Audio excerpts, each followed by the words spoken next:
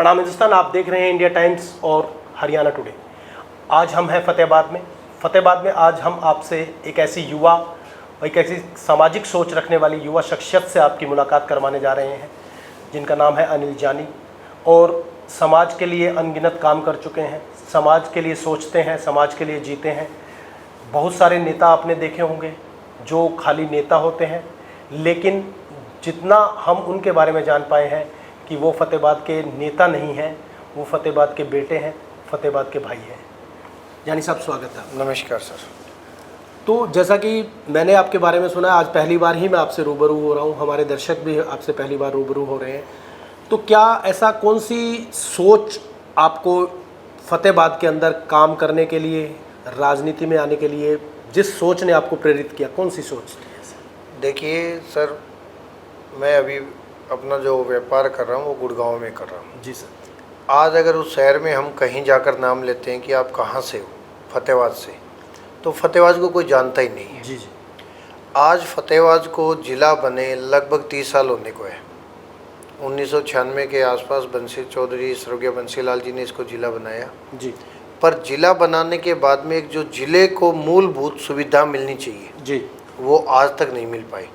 फतेहाबाद में आज तक कॉलेज नहीं है। क्या कारण समझते हैं सर कि फतेहाबाद को जिले की जो मूलभूत सुविधाएं मिलनी चाहिए थी, क्यों नहीं मिल पाई? राजनीतिक महत्वाकांक्षा नहीं थी या लोगों की इच्छा शक्ति नहीं थी, जिन लोगों को चुनकर भेजा गया? जिन लोगों को जनता ने चुनकर भेजा गया उनमें इच्छा शक्ति नहीं थी और उसी वजह से आज फतेहाबाद अपना पिछड़ा हुआ है। जी जी। तो आप जैसे कुछ और बात बता रहे थे कि भाई एक तो जैसे कि मूलभूत सुविधाएं, और उसके अलावा और क्या बात समझते हैं कि आप फतेहाबाद को क्या क्या चीज़ों की ज़रूरत है, या आप फतेहाबाद में अपने कर्म भूमि में क्यों, जन्मभूमि में वापस क्यों आए? कर्म भूमि तो आपने गुड़गांव बना ली थी, लेकिन या प्रकृति ने, भगवान ने कोई इशारा किया कि भाई कर्म भूमि में तो बहुत कुछ कर लिया, अब वापस जन्मभूमि में जाओ? देखिए सर, हर आदमी का एक सपना होता है कि मैं अपने देश के लिए, अपने समाज के लिए, अपने परिवार के लिए कुछ करूं। जी। आज फतेहाबाद में शिक्षा स्तर बहुत ज़्यादा गिरा हुआ है। अच्छी शिक्षा की व्यवस्था नहीं है, अच्छे स्वास्थ्य की व्यवस्था नहीं है, यहाँ इंडस्ट्री के नाम पर कुछ भी नहीं है, व्यापार के नाम पे कुछ भी नहीं है। तो यहाँ का युवा दिन प्रतिदिन पिछड़ता जा रहा है। उसकी वजह से नशा बढ़ रहा है, उसकी वजह से गुंडागर्दी बढ़ रही है। जी। तो इन सब चीज़ों को रोकने के लिए एक ही है, सबसे पहले एक अच्छी शिक्षा, और अच्छी शिक्षा के साथ अच्छे रोजगार के साधन। तो जैसा कि आपने कहा कि अच्छी शिक्षा की ज़रूरत है, नशे की गिरफ्त में जा रहा है युवा, तो अभी तक आपने जितना दौरा किया है अपनी विधानसभा का, फतेहाबाद का, तो आपको क्या लगता है कि यदि जनता आपको चुनती है, आपको आशीर्वाद देती है और अपनी आवाज़ बनाती है चंडीगढ़ में विधानसभा के लिए, तो आप किस प्रकार से, जो समस्याएं आपने गिनवाई है, आपका रोड मैप क्या है, आपका विज़न क्या है? देखिए, हमारा रोड मैप ये है सर, पहले तो हम शिक्षा पे बात करते हैं। जी। शिक्षा के लिए हम एक प्रॉपर एक टीम बनेगी। वो टीम हर स्कूल की काउंसलिंग करेगी, कितने बच्चे हैं, कितना स्टाफ है, उनका रख रखाव कैसा है, बच्चों को पढ़ाई के लिए प्रॉपर सुविधा मिल रही है नहीं मिल रही है, उनका पीने के पानी की सुविधा क्या है, स्कूल की ये गार्डनिंग वगैरह रख रखाव कैसा है, की बड़ी समस्या। और सबसे मेन जो मेजर, मैं इसी पॉइंट पे आने वाला था, सबसे मेन मेजर जो पॉइंट है, आप किसी भी ग्रामीण क्षेत्र के स्कूल में चले जाओ, शहर के स्कूल में चले जाओ, टॉयलेट सबसे बड़ी समस्या है। अगर ये चीज़ें सुधरेंगी तभी हमारा समाज आगे बढ़ेगा। जी सर, मेरे जानकारी में एक, मतलब मैंने निकटता से महसूस किया, जैसे हम सरकारी स्कूलों की बात कर रहे हैं, आपके जवाब में से ही मैं सवाल निकाल रहा हूँ कि गवर्नमेंट टीचर की जॉब तो हर कोई पाना चाहता है, लेकिन अपने बच्चों को सरकारी स्कूल में कोई भी नहीं पढ़ाना चाहता। इसका क्या कारण समझते हैं? सर, इसका कारण, मेन मुद्दा जो है ना, वो सरकार का फेलियर है। जी। अगर अगर आपका नुमाइंदा अच्छा नहीं होगा, वो आपकी आवाज़ नहीं उठाएगा, वो जब तक नहीं चाहेगा कि मैं अपने एरिया को आगे लेके जाऊं, तब तक हर हलके का यही हाल होगा।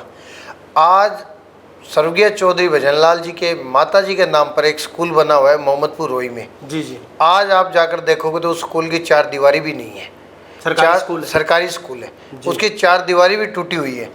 जब नुमाइंदा चाहता ही नहीं काम करना, तो स्कूल में अच्छी शिक्षा कहाँ से? जो वर्तमान नुमाइंदा हैं चौधरी दूड़ाराम, भारतीय जनता पार्टी के विधायक हैं जी, उनको 10 में से कितने नंबर देंगे आप उनके कार्य क्षमता के लिए? देखो सर, मैं तो कौन होता हूँ नंबर देने वाला? आप घूम रहे हैं, हल्के में घूम रहे हैं। जनता इलेक्शन टाइम में अपना मैंडेट अपने आप दे देगी। तो क्या लग रहा है? आपने देखा है अभी जो लोकसभा का चुनाव हुआ है उसमें हम अच्छे मार्जिन वोटों से फतेहाबाद विधानसभा से जीत हुई है, ये जनता का नंबर ही है।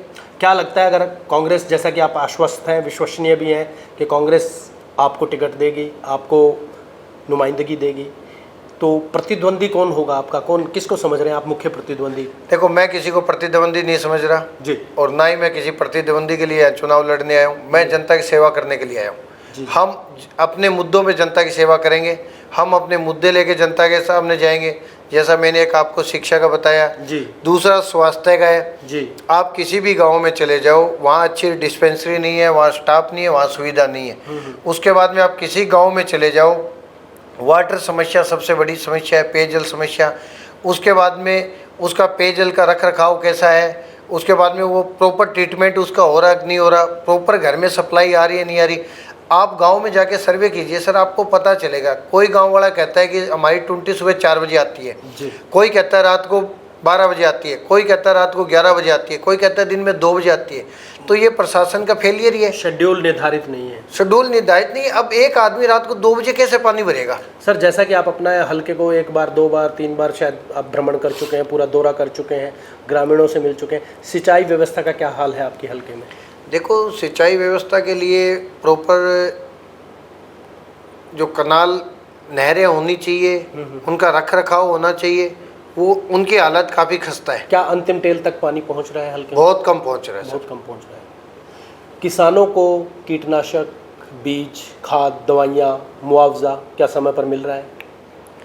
सर, इस सरकार का सबसे बड़ा फेलियर यही है, किसानों के प्रति तो कोई ध्यान ही नहीं। जी जी। किसान को मारने का तो इस सरकार ने पूरा बेड़ा ही उठा रखा है।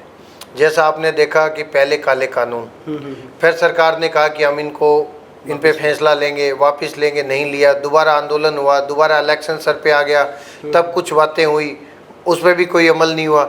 सबसे मेन बात है कि किसान को उचित बीज, उच्च क्वालिटी का बीज मिलना चाहिए जी। अगर कोई कंपनी, अगर कोई दुकानदार अगर गलत बीज देता है तो उसके ऊपर उसकी हानि की भरपाई होनी चाहिए। एक किसान महंगा बीज लेकर उसके बाद में जब वो उसका रख रखाव करता है और जब फसल का टाइम आता है तब पता चलता है कि ये बीज नकली था और उसकी वजह से उसको लाखों रुपए का नुकसान होता है। जी। वो लाखों रुपए का नुकसान या तो वो कंपनी भरे या वो व्यापारी भरे जिसने वो बीज दिया है। ये सरकार की नैतिक जिम्मेवारी बनती है। इसी प्रकार से खाद की बात होती है, फसल बुआई के टाइम कभी भी समय पर खाद नहीं मिल पाती किसान को, लंबी लंबी लाइनें लगती है, आपको 4-4, 6-6 घंटे इंतजार करने के बाद में भी खाली घर जाना पड़ता है किसान को जी। और फसल का उचित मूल्य। एमएसपी कह रहे हैं 14 फसलों पे दे रहे हैं, हरियाणा राज्य सबसे ज़्यादा दे रहा है। जो 14 फसलों पे दे रहे हैं उनमें से हरियाणा में कितनी फसलें होती है? जी जी। सिर्फ गवर्नमेंट का एक लॉलीपॉप है। 14 फसलों पे एमएसपी की तो बात आपको ध्यान में आ गई, सरकार की महंगाई आपको ध्यान में नहीं आ रही। जी। इलेक्शन के अगले दिन टोल इन्होंने 5 रुपये से 25 रुपये बढ़ा दिया। जी जी। तो क्या वो किसान की जेब पे डाका नहीं है? अभी लॉलीपॉप्स, घोषणाएं, बहुत सारे प्रलोभन दिए जा रहे हैं, जैसे कि शहीद परिवारों की पेंशन बढ़ा दी गई, हरियाणा रोजगार कौशल निगम में जो कर्मचारी काम कर रहे थे अस्थायी तौर पर उनका वेतन बढ़ा दिया गया है, और कोई भी जा रहा है तो हर एक को वेलकम किया जा रहा है। कार्यकर्ताओं को बहुत मान मोबल दी जा रही है, आदर मान दिया जा रहा है कि आप अपने काम बताओ, अपने क्षेत्र के काम बताओ। तो क्या लग रहा है, क्या प्रभाव पड़ रहा है, क्या प्रभाव पड़ेगा कांग्रेस पार्टी पर? सर, लोकसभा इलेक्शन में अपनी बुरी तरह हार को देखकर बीजेपी बौखला चुकी है। आनन फानन में फैसले ले रही है। जो पहले वाले मुख्यमंत्री ने जो फैसले लिए थे अब उनको बदलने का काम किया जा रहा है। तो इससे हमें ये लगता है कि या तो पहले वाले मुख्यमंत्री की अच्छी नीयत नहीं थी या अब वाले की नहीं है, दोनों में कहीं तो कमी है। भाई, आपने पहले एक फैसला लिया, आज बदलने की नौबत क्यों आई? पहले इन्होंने 2 साल तक ग्राम पंचायत और सरपंची का और जिला परिषद का इलेक्शन नहीं करवाया, बढ़ा दिया टेंडर वगैरह को। हाँ, 2 साल तक इन्होंने इलेक्शन नहीं करवाया। जब इलेक्शन करवाया तो इन्होंने सरपंचों को चोर कहकर ई टेंडरिंग सेवा ली। जब सरपंचों ने उसका विरोध किया तो उन पे लाठीचार्ज किया। और अब जब सरपंचों ने इस सरकार को नकार दिया, गांव की पंचायतों ने बीजेपी के नुमाइंदों को, इनके कैंडिडेट को गांव में चुनाव प्रचार के लिए घुसने नहीं दिया, तब ये बुरा अपने हालात को देखकर अभी ये कह रहे हैं कि हम 21 लाख रुपए तक की पावर देते हैं। कांग्रेस सरकार में 1 रुपये से लेकर 1 करोड़ रुपए की बात हो, चाहे कितने पैसे की बात हो, पूरी पावर ग्राम पंचायत के पास होती थी। और हमारी कांग्रेस की सरकार बनते ही हरियाणा में वो नियम दोबारा लागू किया जाएगा। हर ग्राम पंचायत भी चुनी हुई सरकार होती है, मुख्यमंत्री की सरकार प्रदेश की बड़ी सरकार होती है और ग्राम पंचायत गांव की एक छोटी सरकार होती है। उस छोटी सरकार को उसका पूर्ण हक दिया जाएगा। आप खुद देख रहे होंगे, राजनीतिक पंडित भी मानते हैं कि जितना जनता कांग्रेस को चाह रही है लाना, कुछ ना कुछ कहीं ना कहीं कोई ना कोई गुटबाजी, टीमबाजी बन जाती है। पिछले विधानसभा चुनाव में आपने खुद ने देखा होगा कि गुटों में बटी हुई थी कांग्रेस। और मान लीजिए मैं एक बड़ा नेता हूँ, आप एक बड़े नेता हैं, चाहे 5 टिकट आपको दे दी, 7 उसको दे दी, मतलब इस तरीके से कि मतलब एक गुट को संतुष्ट करने के लिए टिकटें दी और उसके परिणाम काफ़ी विपरीत आए कांग्रेस के लिए। 10 साल से संगठन नहीं बना है। तो क्या आपको लगता है, क्योंकि आप भी पार्टी के नुमाइंदगे हैं यहाँ से, आपने अभी कुमारी शैलजा जी के इलेक्शन में काफ़ी बड़ा काम किया, आपने दिन रात एक करके उनको फतेहाबाद से काफ़ी बड़ी बढ़त दिलवाई, और भी लोगों का योगदान था, लेकिन आप हमें हमारी जानकारी में जो है आपने विशेष योगदान दिया है। तो क्या आपको लगता है विधानसभा चुनाव से पहले संगठन बन जाएगा? देखिए सर, कांग्रेस एक राष्ट्रीय पार्टी है और देश की सबसे पुरानी पार्टी है। जहाँ परिवार बड़ा होता है वहाँ संख्या बल बढ़ जाता है, और जहाँ संख्या बल बढ़ता है वहाँ देखो हर आदमी की एक इच्छा होती है कि मैं भी टिकट लूँ और चुनाव लड़ूँ और देश की प्रदेश की सेवा करूँ। तो ये निश्चित तौर पे कांग्रेस में ज़्यादा दावेदार है, ये हम मानते हैं, क्योंकि हमारी बड़ी पार्टी है, हमारा संगठन बड़ा है, इसलिए हमारी संख्या ज़्यादा है। पर राष्ट्रीय लेवल पे पार्टी ने निर्धारित किया है कि जो कर्मठ है, जो मेहनती है, जो युवा है, उनको इस बार सबसे ज़्यादा अवसर दिया जाएगा जी, ताकि पार्टी और ज़्यादा मजबूती से इलेक्शन लड़े और ज़्यादा मैंडेट से सीट जीत के आए। मैं आपसे दावा करता हूँ, चौधरी देवीलाल के बाद कांग्रेस पार्टी इस बार हरियाणा में रिकॉर्ड सीटों से जीत कर आएगी। आपकी नज़र में हर एक नेता का एक अपना रोल मॉडल होता है, आदर्श होता है, और वो उसी नेता को मुख्यमंत्री के रूप में देखना चाहता है। तो आपको क्या लगता है कि अगर हरियाणा में कांग्रेस की सरकार बनती है तो मुख्यमंत्री कौन होना चाहिए? देखिए, मुख्यमंत्री का फैसला, हमारे पास काफ़ी चेहरे हैं, बहुत सीनियर नेता हैं, ये हमारा राष्ट्रीय नेतृत्व डिसाइड करेगा। नहीं, हमारी पसंद कांग्रेस पार्टी है जी। कांग्रेस पार्टी जिस भी सीनियर साथी पे, जूनियर साथी पे, जिस पे भी अपना विश्वास जताएगी, हम पार्टी के साथ। हिसार जिले के कई नेताओं से मिलता हूँ, बाहर में जींद भी मिला हूँ, सोनीपत भी मिला हूँ, कई जगह ज़्यादातर जो लोग बोलते हैं, जो जाट नेता लगभग कांग्रेस के, वो कहते हैं कि चौधरी भूपेंद्र सिंह हुड्डा निर्विवाद रूप से सबसे पसंदीदा उम्मीदवार हैं सीएम के लिए, और हम चाहते हैं कि वही सीएम बने। ऐसी कोई आपकी भी पसंद हो अगर कोई? देखो, ऐसा है जी, पार्टी के अंदर काफ़ी सीनियर नेता हैं, भूपेंद्र सिंह हुड्डा जी भी हैं, कुमारी शैलजा जी भी हैं, इनके अलावा और भी वरिष्ठ कई नेता हैं जी जी। पार्टी में। तो वो तो देखो, संगठन को एक फैसला लेना है कि उनमें से सीएम की जिम्मेवारी किसको दी जाए। बीते लोकसभा चुनाव में हाल ही में संपन्न हुए थे, 4 जून को रिजल्ट आया था। अगर हम बात करें हिसार लोकसभा के चुनाव की और सिरसा लोकसभा के चुनाव की, वहाँ पर पूर्व मुख्यमंत्री ने 2 पूर्व मुख्यमंत्री जो कि अब स्वर्गवासी भी हो चुके हैं, चौधरी भजन लाल के खिलाफ अभद्र टिप्पणी की, फिर फतेहाबाद के अंदर चौधरी बंसी लाल के भी खिलाफ भी अभद्र टिप्पणी की। तो आप क्या समझते हैं कि इस प्रकार एक इतने बड़े पद पे 9.5 साल तक मनोहर लाल खट्टर रहे, अब वर्तमान में वो केंद्रीय मंत्री भी बन गए, एमपी बने करनाल से, तो क्या इस प्रकार की अशोभनीय टिप्पणियां करना इस प्रकार के इतने बड़े राजनेता को शोभा देता है? क्या कहेंगे आप? देखो, माननीय मनोहर लाल जी ने जब ये बात कही तो सबसे पहले एक बिश्नोई समाज का होने के नाते जी मैंने सबसे पहले विरोध किया, और आपने सोशल मीडिया के माध्यम से, अखबार के माध्यम से ये चीज़ें देखी भी, और मैंने पूरे समाज से आह्वान किया और छत्तीस बिरादरी से आह्वान किया कि इन्होंने स्वर्गीय चौधरी भजनलाल, जननायक चौधरी भजनलाल जी का जो अपमान किया है, उस अपमान का बदला वोट की चोट से जनता इनको देगी। वो आगे भी गया परिणाम, और वो आपने परिणाम देख भी लिया। फतेहाबाद विधानसभा की अगर मैं बात करूं, हर बिश्नोई गांव में बीजेपी हारी है, जबकि यहाँ के नुमाइंदे वो चौधरी भजनलाल जी के भतीजे चौधरी दूड़ाराम जी यहाँ से विधायक है। उसके बाद में भी जनता ने सबक सिखाते हुए भारतीय जनता पार्टी को हार का मुँह देखना पड़ा। अगर आप बात आदमपुर की करो, आप बात नलवा की करो, आप बात हिसार की करो, वहाँ भी भारतीय जनता पार्टी को करारी हार का सामना करना पड़ा। ये बात मैं बार बार कहता रहा, कई बार कहता रहा कि भारतीय जनता पार्टी ने जो 36 बिरादरी के नेता थे उनका अपमान कर कर अच्छा नहीं किया। इसी प्रकार इन्होंने स्वर्गीय चौधरी बंसीलाल जी पे टिप्पणी की, इन्होंने अपना चौधरी देवीलाल जी पे टिप्पणी की। हर नेता पे क्या है तो कि ऐसी सोच क्यों रखती है बीजेपी? क्या कारण है? इन बीजेपी बौखला चुकी है। अच्छा। बीजेपी बौखलाहट में है। जो आदमी 400 पार का नारा दे रहा था, जो आदमी कह रहे हैं कि मोदी सरकार, जो आदमी कह रहा है कि राम को लेकर आए, हम उनको लेकर आए, राम जी ने उनको बाहर का रास्ता दिखा दिया। जिस यूपी पे ये इलेक्शन करना चाह रहे थे, उस यूपी ने इनको 50 सीटों पे हार का इनको रास्ता देखना पड़ा। जी जी। इसके बाद में राम मंदिर की बात करें, जिस राम मंदिर को ये बात कर रहे थे इलेक्शन में बुरी हार को देखकर, जी। अब ये जगन्नाथ की बात करते हैं, किसी और देवता की बात करते हैं, अब ये राम जी को भूल गए। तो आपका कहना यह है कि भाई मुद्दों से भटकाते हैं, विकास की राजनीति नहीं कर रहे हैं। देखो, बीजेपी ने विकास कभी किया ही नहीं। आप आज भी, कल भी मैं देख रहा था सोशल मीडिया के माध्यम से, बिहार में कुछ फ्लाईओवर गिर रहे हैं, सड़कें गिर रही हैं। आपने दिल्ली का अपना एयरपोर्ट का हाल देखा। अभी मैं सोशल मीडिया पे देख रहा था, वंदे भारत जो ट्रेन है वो भी चोरी है, उसमें भी पानी आ रहा है नीचे। तो विकास कहाँ है? विकास नहीं है। ये तो बिल्कुल एक सेटिंग है कि इतना % हमारा टेंडर हम देंगे। अगर जिस राम पे आपने इलेक्शन किया उसी अयोध्या से तुम हार गए, अगर इतना ही आप में हिंदुत्व था तो आप जीतने चाहिए थे। तो स्पष्ट जनता का एक मैंडेट है, हमें हिंदू मुस्लिम जो भाईचारा खराब करने वाली पार्टी है उसका साथ नहीं देना है। हमें 36 बिरादरी का, हमें चारों धर्मों का सम्मान करना है और जनता ने वही मैंडेट दिया। आज एक विपक्ष मजबूत है जी, तो आज इनसे संसद में बोलते नहीं बन पा रहा। आज इनको अपने डिसीजन बदलने पा रहे, अपने चेंज कर रहे हैं।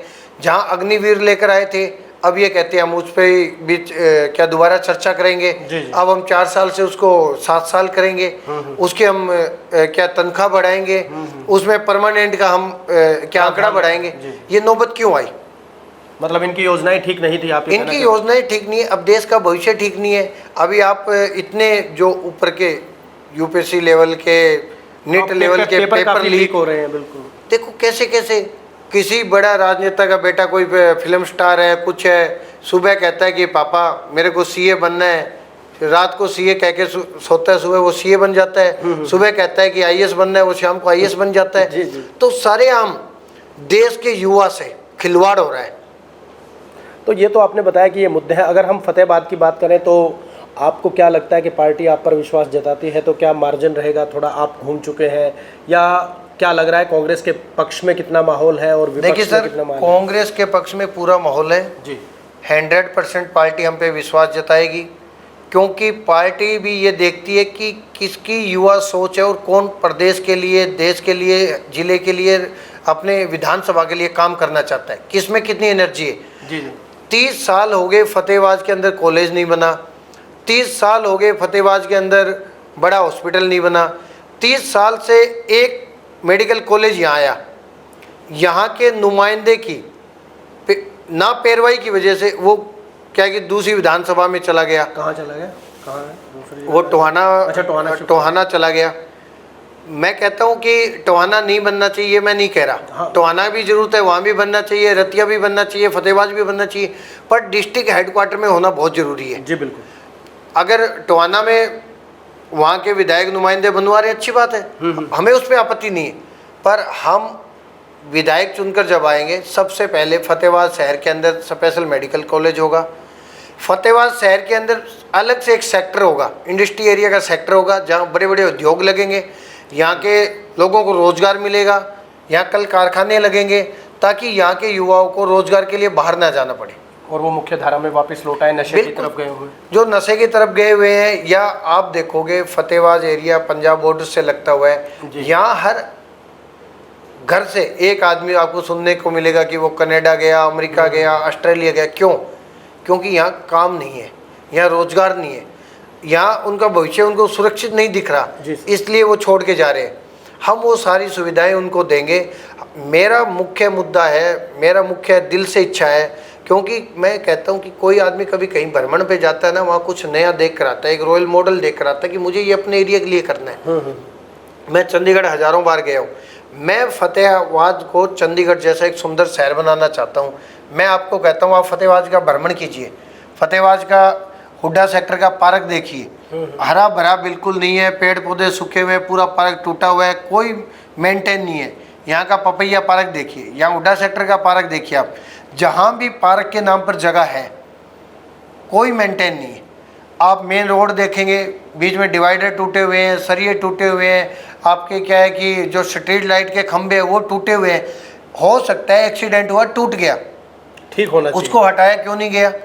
वो हादसे का कारण बना हुआ है, वो रोड के बीच में दिख रहा है आपको सरिये। कोई रात को बाइक वाला उससे टकरा सकता है, कोई गाड़ी वाला टकरा सकता है, बड़ा हादसा हो सकता है। पर सरकार और प्रशासन और यहाँ के नुमाइंदे आंख मीच कर, आंख मूंद कर गाड़ी उसके पास से ले जाते हैं। ये दिल्ली का रूटीन बना हुआ है इनका। यदि जनता आपको अपना बेटा बनाती है, आशीर्वाद देती है, विधानसभा में पहुंचाती है, तो आपने कई मुद्दे तो बताए, स्वास्थ्य का बताया, बेरोजगारी का बताया, नशे की समस्या का बताया, पीने के पानी की समस्या, बिजली की समस्या, ये सारी चीज़ें। तो एक कोई ऐसा ठोस काम या जो आपका सपना हो कि भाई ये अगर मुझे विधायक बना देती है जनता तो ये काम मैं, मतलब मेरा एक ड्रीम प्रोजेक्ट है उसके। देखो सर, मेरा ड्रीम प्रोजेक्ट सबसे पहला फतेहाबाद को एक बहुत ब्यूटीफुल सिटी बनाना, जो इसको पिंक सिटी का नाम दिया गया। वाकई में लोग जयपुर की तरह यहाँ घूमने आए, एक अच्छा ब्यूटीफुल शहर जी, कि लोगों को लगे कि यार हाँ शहर ऐसे होते हैं जी, तो वो आपका सपना है। उसके बाद में यहाँ के युवाओं को रोजगार देने के लिए पुख्ता प्रबंध, जी, ताकि यहाँ का युवा भटके ना, उसको प्रॉपर रोजगार मिले, वो नशे की तरफ ना जाए, वो बदमाशी की तरफ ना जाए, वो एक अच्छी अपना जीवन यापन करे। जी, धन्यवाद हमसे बात करने के लिए, और चुनाव के लिए आपको अभी से शुभकामनाएं। Thank you sir, thank you. तो ये थे हमारे साथ भाई अनिल जानी, जो कि फतेहाबाद से कांग्रेस की टिकट के लिए तैयारी भी कर रहे हैं, 2 बार पूरे हलके का दौरा कर चुके हैं, गांव-गांव की समस्या को जान चुके हैं। तो यदि आपको ये वीडियो अच्छा लगा और आप भी भाई अनिल जानी से जुड़ना चाहते हैं तो अपनी प्रतिक्रिया जरूर व्यक्त करें। अभी के लिए इतना ही। देखते रहें इंडिया टाइम्स और हरियाणा टुडे। धन्यवाद।